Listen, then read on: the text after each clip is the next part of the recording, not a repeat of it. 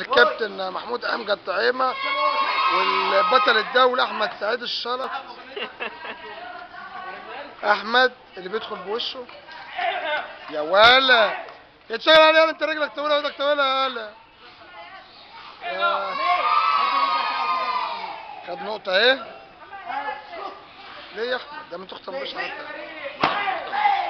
مين ده؟ احمد سعيد، بس هو عايش في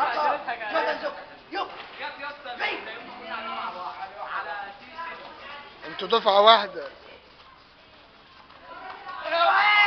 يا عم. انت ما تطلع رجلك يابا، انت متردد ليه؟